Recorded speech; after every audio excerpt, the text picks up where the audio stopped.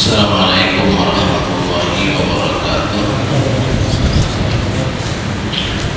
A'udzu billahi minasyaitonir rajim. Bismillahirrahmanirrahim. Alhamdulillahirabbil alamin.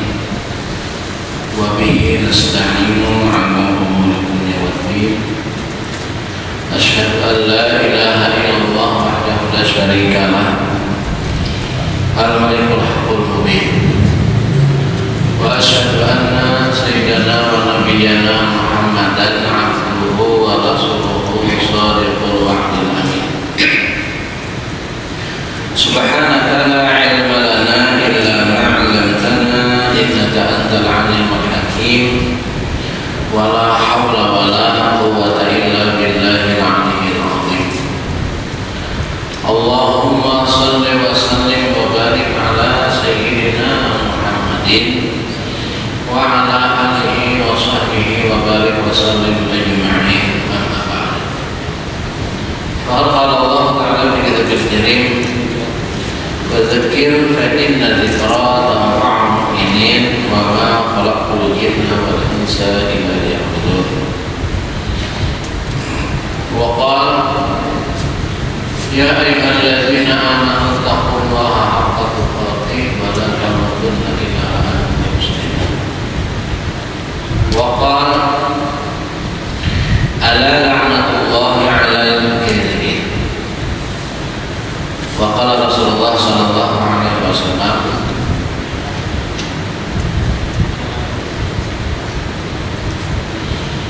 al-imanu an tashhada an la ilaha illallah wa anna Muhammadar Rasulullah wa tuqimas shalah wa tu'tiyaz zakah wa tasuma Ramadan wa tahujjal baita in istata'ta ilaihi sabila. Sadaqallahul azim. Al-mukarramun, para tokoh agama, tokoh masyarakat, takmir masjid, kepala majelis, bapak-bapak, ibu-ibu, hadirin hadirat khilafat ta'lim majelis tazkirah malam Selasa jamaah masjid Qamaruddin yang memuliakan dan semuanya dirahmati Allah Subhanahu wa taala. Alhamdulillah suatu hal keadaan yang sangat kita syukuri kepada Allah Subhanahu wa taala di majelis yang mendatangkan ridha, berkah dan rahmat dari Allah Subhanahu wa taala. Majelis yang disukai dan disenangi oleh para malaikat khas dari malaikat-malaikat Allah Subhanahu wa taala. Dan majelis yang dulu pernah dibuat oleh Rasulullah SAW yang dilanjutkan oleh orang-orang saleh, salafun saleh. Sungguh dengan majelis ini kita berharap selalu dengan kebaikan insyaallah. Amin ya rabbal alamin. Salam dan doakan kehadiran junjungan Nabi kita Muhammad SAW. Inti yang kita inginkan adalah kebaikan yang selalu Allah berikan kepada kita.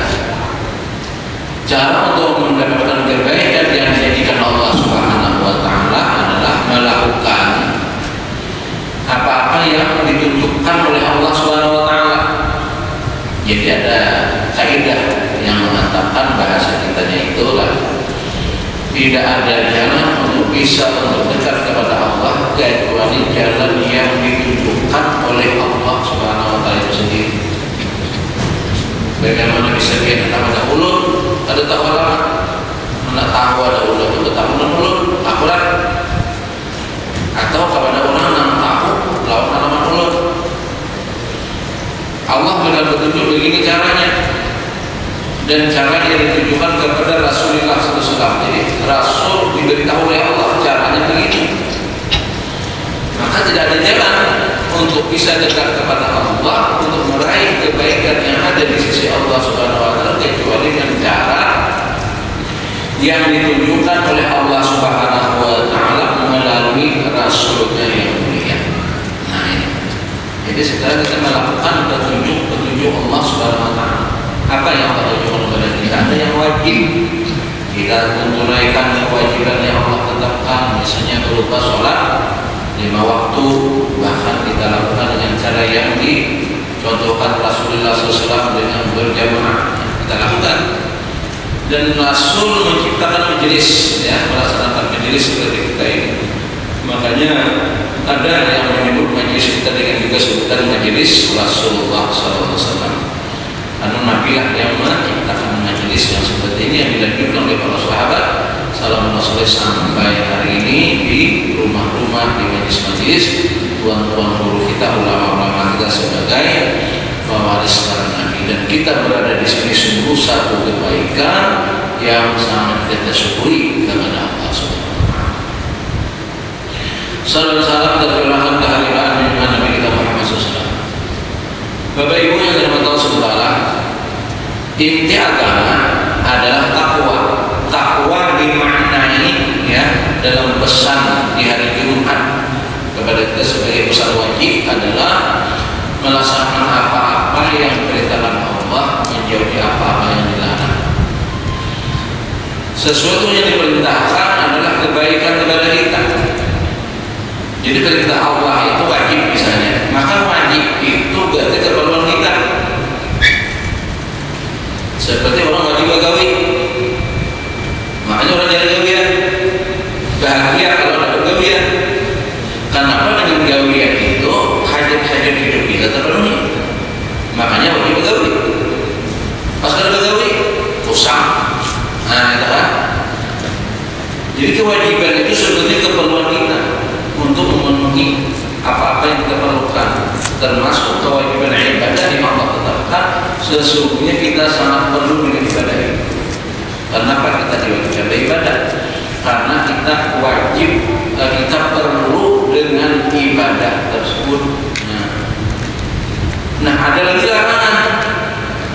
Maka larangan itu ada sesuatu yang mudarat. Kalau itu kita lakukan, ada larangan terhadap makanan yang misalnya disebutnya yang haram, yang ditutup yang halal. Talabul halal wajibun ala kulli muslim. Menuntut yang halal itu merupakan kewajiban bagi tiap muslim. Makanya kepentingan kepada perkara yang halal yang menjadi wajib bagi kita menuntutnya, maka dunia menghargai kita. Tinggal kita lagi menghargai kita. Apa motif penghargaan dunia kepada kita? Itu adanya labalisasi halal terhadap makanan-makanan yang kita konsumsi. Sehingga negara-negara yang mereka juga menghajatkan kunjungan kaum muslimin yang memang muslim di dunia ini banyak, yang mereka juga memerlukan untuk kerjasama dalam bisnis, banyak ya pengusaha muslim yang mereka ingin rekrut dalam ekonomi mereka. Nah, maka mereka menyediakan fasilitas-fasilitas keperluan orang muslim berupa labalisasi halal. Di Belanda sudah ada labalisasi halal, bahkan mereka menyediakan itu semacam apa, di muka toko itu semacam buku, apa namanya, kayak kamus kalau ada adalah apa, iya, indeks halal. Jadi kita bisa meriksa situ, nah sampai kayak itu. Menurut kita tidak ada masalah, kan mereka menyediakan penghargaan mereka kepada setiap muslim yang memang memerlukan makanan halal. Jadi memang ada data kisah lah, di satu pedalaman 500 nih, satu kampung, karena wilayah 500 ini dari meliputi 7 kabupaten kita lah, adalah satu kabupaten begitu. Jadi daerah itu tiap tahun itu semacam apa, kewah namanya, membakar hadangan gitu. Nah dulu hadangan itu ditumpah mereka kepada mereka main. Nah terakhir ini ada satu kampung itu mereka ada lagi dengan cara itu. Jadi caranya disembelih yang benar kayak Islam, dan yang menyembelihnya orang Islam. Kebetulan bapaknya itu malam pimpinan kepala sukunya itu. Maka tapi tradisi budaya mereka tetap tiap tahun untuk melibatkan semua pihak. Jadi yang merayakannya adalah orang dan pesta itu. Nah, tapi karena mereka itu berkeluarga dengan sebagian muslim, ada mualaf Nasrani juga ada, lalu mereka bekerjasama, maka diserahkan untuk penyembelihan untuk orang Islam. Kenapa? orang Islam menyembelih, kita berdataan boleh memakan. Kalau kita menyembah, maka orang Islam kalau memakan. Nah, bagus tidak? Menghadir mereka tak? Nah, jadi apa istilahnya itu lah? Wah, ini adalah moderasi beragama. Mereka sudah menghilangkan itu. Nah, jadi mereka sudah menjalankan prinsip itu. Jadi karena sekarang kepala suku Islam, anak kepala Islam untuk membuang tombak dari sekarang bukan caranya disembelih. Nah, bila disembelih, orang Islam mana? Jadi kalau disembelih dengan cara Islam, orang Islam ada mana? Karena mereka haram. Nah, itu luar biasa. Jadi mereka sudah menghargai kita dalam hal untuk memenuhi keperluan yang halal. Ternyata orang Islam sendiri masih berkecimpung dalam perkara yang haram, misalnya rokok benar itu sudah ketinggalan zaman itu. Orang sudah zamannya, ya sudah zamannya dengan predikat labelasi halal itu. Dan untuk melabel halal itu dia mahal. Ada murah-murah penelitian barang halal itu. Bayangkan yang sudah berubah makanan kan, awam masih halal kan ini isinya haram Pak. Itu pakai alat modern, dan itu pakai biaya. Untuk orang Islam orang perlu biaya membuat labelasi halal kayak Pak. Artinya kita ya lagi ulang. Nah, Tuhan sudah menghargai dunia, menghargai kepada kita umat Islam untuk keperluan makanan yang halal food gitu kan, makanan halal gitu. Orang Islamnya masih berjibaku tentang haram loh, salah siapa? Nah, orang sudah berupaya itu mengolah merek begitu dan sekian makanan.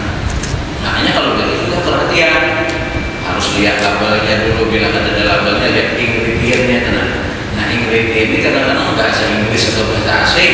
Nah, makanya kita juga harus melek bahasa asing ini. Dan apa penemuannya kalau bahasa ini? Nah, misalnya perlu juga, nah paling aman ya sudah.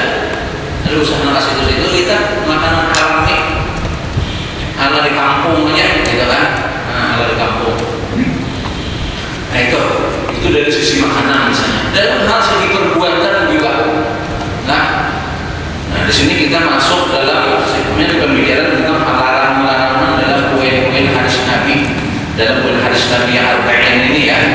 Jadi 40 poin nasihat Nabi dalam satu hadis yang kita ingin mengambil fadilah ya 40 untuk bisa kita mewariskan kebaikan-kebaikan yang bersumber dari hadis Nabawiyah yang dijamin oleh Nabi dengan syafaat begitulah. Nah, semalam sudah sampai kepada poin 20. Nah, ini memasuki kepada poin 21 masih bernuansa larangan-larangan atau bahkan jangan. Nah, di sini bunyinya adalah poin ke-21, janganlah engkau memberi bukti palsu. Semalam sumpah palsu, kesaksian palsu. Nah, pokoknya kita hari ini kesimpulannya, kali dari kalimat ini di pesan ini, jangan terlibat dengan perkara-perkara hal yang sifatnya palsu, termasuk berita hari ini. Bahasa sosmed itu hoax. Nah, itu kenapa? Sebab sesuatu yang sebenarnya palsu itu dalam dusta, di dalam bohong. Jadi orang dalam aktivitas kepalsuan, kebohongan atau kedustaan itu mereka dalam laknat Allah. Namun kita Allah yang mengatakan dalam Al-Quran, ala laknatullahi alal kadhibin. Sungguh laknat Allah itu atas orang-orang yang berdusta. Nah, maka kita sebelum ada himbauan di spanduk-spanduk, di baliho-baliho untuk menghimbau kita jangan terlibat dengan berita hoax, saring dulu baru sharing. Nah, gitu lah, saring dulu, tabayun dulu, klarifikasi dulu. Nah, periksa dulu sesuatunya itu. Hanya di sharing itu kan disebar. Kalau itu bagus, gak benar ya, bukan bagus ya, bagus tapi tidak benar. Nah, jangan juga. Apalagi memang sudah ada bagus. terlibat. Bila terlibat, yang pertama kita bisa masuk dalam kategori penyebar sesuatu yang sebenarnya palsu tadi, maka dia dalam laknat Allah baru nama laknat sudah. Dan itu dosa. Bila disebar, orang lain ulang menyebar, itu bisa jadi dosa jariah. Ini kita menyebut sesuatu yang terbaik, dosa, dusta, bohong, hoax, palsu. Nah, kita menyebar sesuatu yang palsu sudah berdosa. Bahkan dalam makna Allah sudah. Lalu masuk ke grup, anggota grupnya ada 100 gitu lah, 10. Saya kumpul dua aja, pulangnya kada selektif terhadap berita kita ini pulang menyebar. Nah, yang menyebar itu dosa juga. Dosa ini itu hak kita. Nah, kita mengirim berita. Nah, jadi yang main-main lah. Ada istilah singgungan buat kita tuh. Ini gara-gara lucu, maka bisa mengantarkan orang ke neraka. Kisahnya lucu, tampilannya lucu, tapi di situ justru menyebar dosa. Nang di-share film, nang video, nang dikirim misalnya wanita yang buka aurat misalnya. Nah, kita sebar, berarti orang menonton barang yang tidak layak tonton misalnya. Maka kita disuruh jangan nanya enggak. Kalau basah ternyata kita menyebar, maka nang menikmati lewat tontonan itu lebih menikmati ketimbang melihat yang di jalan. Nah, di jalan itu susah. Ada orang rok pendek misalnya di jalan, kita menyanyi pada tapi wadah awas sopan. Tapi kalau dari sosmed seorang cibok dia, ayo ini berbahaya deh. Siapa namanya baru? Nah ini lah. Jadi itu kita hati-hati. Jadi ada ini diam-diam di rumah. Bilanya dulu orang kan anak aman di rumah ya. Hari ini di rumah bisa ada aman, kenapa di tangan keluar Android di tangan kan? Nah, paling tidak kita jangan menyebar sesuatu yang belum jelas, apalagi sesuatu yang sifatnya palsu lah. Jadi berita palsu, bukti palsu, sumpah palsu, nah, apalagi hadis palsu. Nah, dan nanti kita dapat man kadzdzaba alayya muta'ammidan falyatabawa maq'adahu minan nar. Siapa yang berdusta atas namaku, apa istilah, mengambil sesuatu dari Nabi yang kita katakan dari Nabi padahal bukan dari Nabi, kemudian Nabi siap-siap untuk duduk di tungku api neraka. Jadi hati-hati benar kita, jadi sesuatu harus kita kaji dulu. Nah, sudah pasti mutlak, nah dan itu memang baik dan bagus. Nah, itu bercermin dari kehidupan sahabat Nabi lah. Seperti Abu Bakar Siddiq, Umar. Sedikit sekali hadis yang bersanadkan kepada Abu Bakar wa Umar saja, sangat sedikit. Alasannya memang pertama karena dua sahabat ini wafat lebih awal. Kibar sahabat yang awalun wafat, sehingga tidak banyak interaksinya dengan tabi'in dalam peringatan hadis. Satu. Yang kedua adalah adanya sifat khauf, khasyah yang mereka bukan pasti benar dari Nabi itu hewannya. Nah itu, jadi saking ada perasaan takutan atas nama Nabi itu bujur itu loh deh. Jadi pernah Sayyidina Abu Bakar itu menulis hadis Nabi catatan hadis Nabi. Cuma takutan kalau ini riwayat karena ada salah anggapan, lalu beliau bakar itu naskah. Nah, jadi kelebihannya di situ beliau adalah mempunyai rasa takut, takutan menyebar satu kalau karena seorang aja usia kada, itu kan? Itu kita melihat sisi positifnya lah, sisi sifat beliau itu. Nah, sehingga hadis sebarang yang dari beliau itu sangat sedikit, hampir tidak ada. Karena itu masalahnya. Nah, awal wafatnya dan beliau termasuk yang takut untuk meriwayatkan hadis-hadis Nabi Sallallahu Alaihi Wasallam tadi menyebar sesuatu yang kalau salah tangkap, salah anggapan orang kainan. Jadi karena disandar makan masih nah jadi saking begitu takutnya mereka. Jadi kita belajar dari sini juga untuk tidak mudah menyampaikan sesuatu, apalagi sesuatu sudah nyata-nyata beritanya palsu. Nah, ini kayak sekarang ini mana nak petani kaum muslim pulang ini yang terakhir-terakhirnya apa? Tentang sapi kan? Ini menetapkan harga sapi kita tidak bingung nih. Berapa?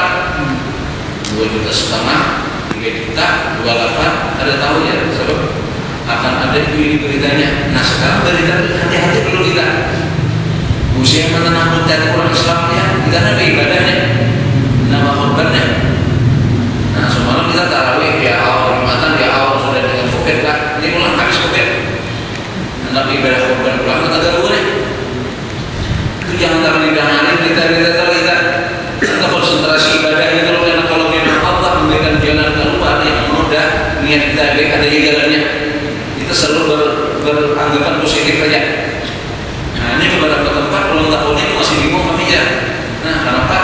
Apa aja misalnya ada penyakit kah? Sapi ini harus dulu manusianya di karantina. Ini sapi nah masuk dari Jawa, dari Madura, dari mana-mana yang akan masuk Kalimantan harus di karantina dulu ya. Nah kayak saja tetap bahwa alam adalah kadusa dan berita-berita itu.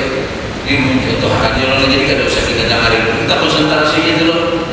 Konsentrasi kita punya niat Idul Adha ini kita ibadah korban. Ini yang sudah ada niat daftar langsung. Kalau usah bingung panitia terima pendaftaran. Kayak masalahnya ada sapinya sebenarnya ada. Kan masalahnya jadi niat apa ya?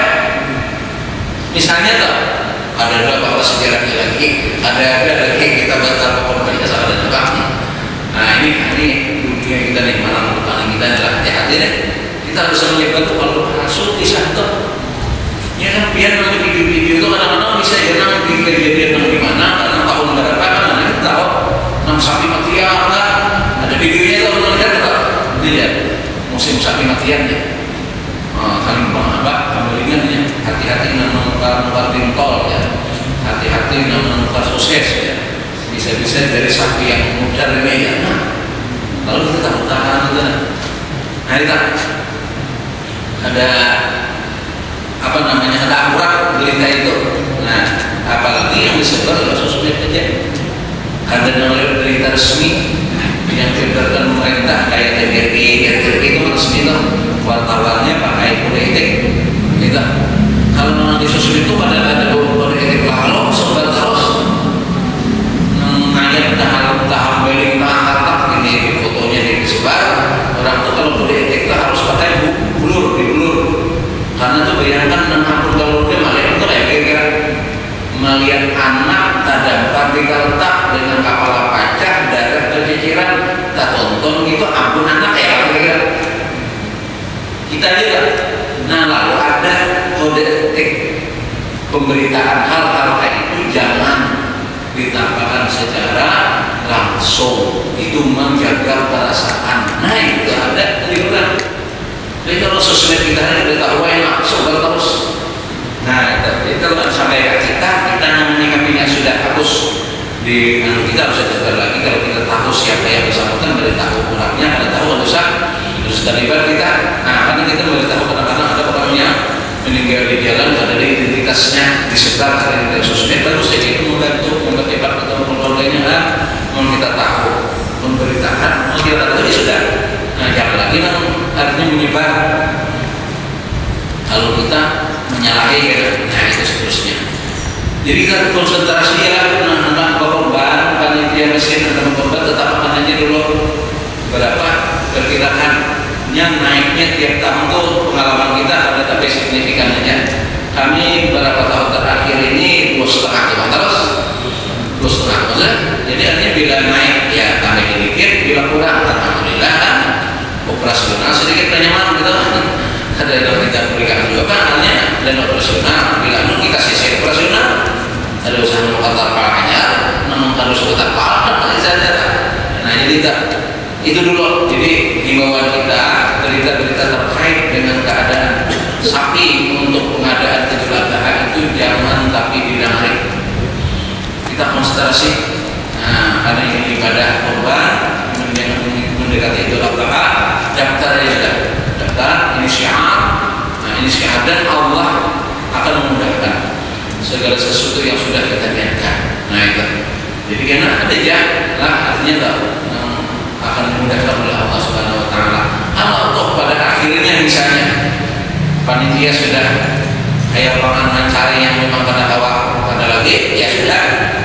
Artinya usaha kita sudah maksimal. Lakukanlah dengan niat ikhlas lillahi ta'ala, maka semua yang bekerja untuk itu semuanya dinilai oleh Allah Subhanahu Wa Taala. Panitia nih mulai begitu berpikir itu adalah berpikir panitia nih mendaftar sudah. Nah maka sekian orang yang berkorban itu pahala orang berkorban itu nah semuanya didapat oleh panitia selama panitia itu berniat berkorban untuk mewujudkan ibadah korban.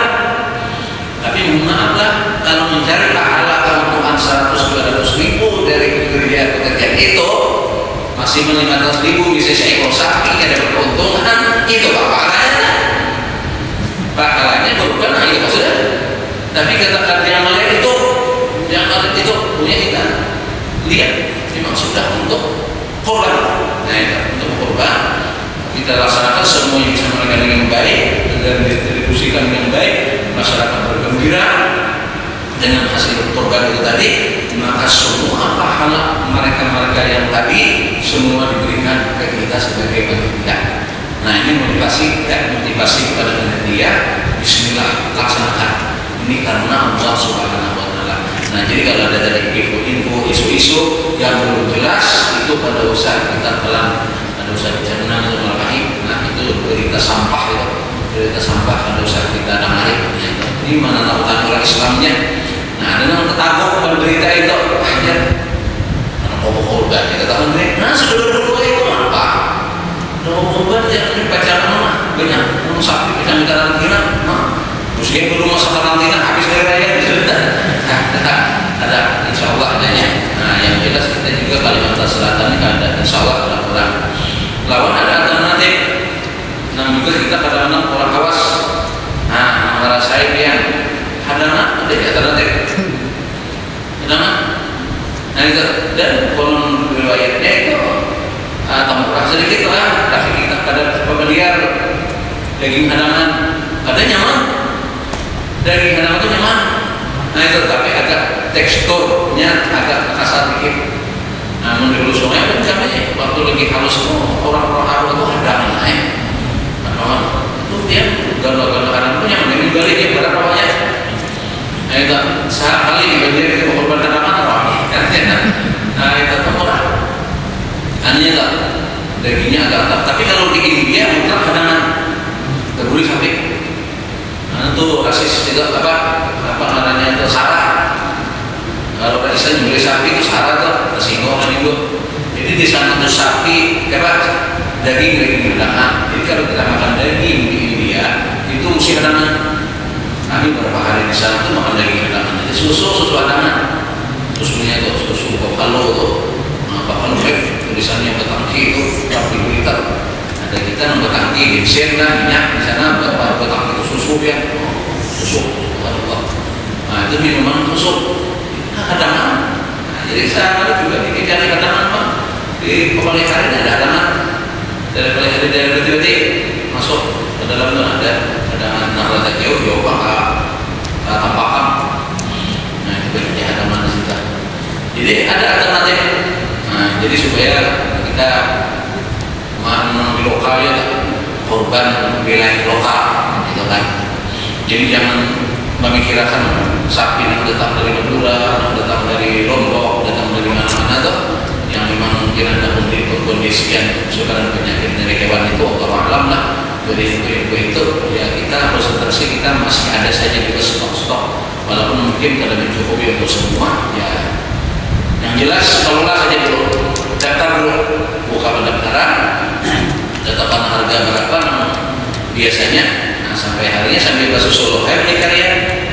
Nah, saat ini di daerah ada Banjarbaru ada adalah pada apa di dalam yang takutnya takutnya berlebihan air tidak mencari itu. Nah di bati-bati ada, di bati baru di belakang gedung kira ada sentra sapi itu pada hari apalagi itu kan. Nah daerah apalagi itu daerah Warabahannya Ketolak. Nah itu sentra sapi kita coba susul kita jaga cari. Nah kita jadi insyaallah target tercapai ya. Yang penting kita niat ada sudah kelola. Ini tinggal dan 2 bulan lagi lah. Ini Syawal kalau habis Syawal, Zulkaidah, Zulhijjah. 60 bulan sudah itulah kita. Nah, jadi saya sudah tahu. Jadi jangan kita memikirkan kainan-kainan. Sampai hari ini ada jangan belum tahu orang ini bagaimana mau aja. Masyarakat sudah siap aja sudah mereka. Nah, kalau siap jalan amal kemudian siap lagi lah. Nah, siap. Jadi daftar aja. Nah, jadi kita. Jadi luar biasa kalau kita mau korban ini amal yang luar biasa. Banyak hikmah yang manfaat selain itu merupakan min syairillah sebagai syiar agama Allah Subhanahu wa taala. Jadi kita menjawab tuduhan-tuduhan orang agama Islam ini kekerasan dan sebagainya itu tidak benar. Buktinya kita berkorban, kita apa? Nah itu justru aksi kemanusiaan yang kita lakukan. Nah jadi kita jangan sampai melibatkan hari-hari yang tidak syariatkan. Di situ ada sesuatu seperti berkorban, jangan dilakukan. Ketika kita punya kemampuan, man kana lahu sa'atan, siapa yang punya kelapangan rezeki sa'ah, artinya lebih dari kebutuhan pokok, baru dia ada basic. Nah, mereka ada berkorban jalan Allah yang diancam tuh. Yang Nabi kita adalah man kana lahu sa'atan falam yubahi fala yuqallibanna musallana satu. Siapa yang berisi kelapangan rezeki, menurut mazhab Syafi'i adalah orang yang punya kelebihan dari makanan pokok sehari-hari. Biasa gambarnya tim dari luar, ada ringan panoh, kulkas panoh, ada banyak kelaparan di kamar hari ini ter, ada duit kawas sekitar 2-3 juta, makan kambing seekor, ada baju balik, maka ada usaha berbahaya raya. Biasa kita nyata. Balai waribanna musalana, jangan berparah tempat salat kami, musalana tempat salat tidur antara. Jika saya terus sembahyang, ada usaha akhir raya. Nah itu satu kalimatnya. Yang kedua sama awalnya mengkan usahatan dalam yudahi fal yamut insya yahudiyan au amswa usaha nasraniyah. Siapa yang berisi kelapangan rezeki dan menyembelih, pilihlah kematiannya. Mati mana? Kemudian atau Nasraniyah. Artinya kada dan mati dalam Islam. Maka kita disuruh wala tamutunna illa wa antum muslimun. Hendaklah mati ke dalam Islam. Ternyata Nabi kada mati dalam Islam. Apa gara-gara duit ada, harta cukup, tapi hari raya kada menyembelih. Nah, maka itu ancamannya. Karena itu merupakan ancaman besar, sehingga ada ulama mazhab seperti Imam Abu Hanifah menghukumkan wajib berkorban bagi orang punya rezeki yang bisa zakat hartanya cukup untuk berzakat, ada berkorban bagi usaha besar dengan mazhab Imam Abu Hanifah. Dalam mazhab Imam Syafi'i sunnah muakkadah bagi mereka untuk berkorban. Nah, ini kita jelas. Jadi kita jangan menyebar berita palsu, jangan takut berita palsu. Konsentrasi kita untuk selalu ibadah kepada Allah Subhanahu wa taala. Insyaallah demikian yang bisa kita muzakarakan dan menemukan motivasi dorongan buat kita untuk selalu tampil menjadi yang terbaik di sisi Allah Subhanahu wa taala, dan amal kita diterima oleh Allah Subhanahu wa taala. Amin ya rabbal alamin. Subhanakallahumma wa bihamdika asyhadu an la ilaha illa anta astaghfiruka wa atubu ilaik. Wassalamualaikum warahmatullahi wabarakatuh.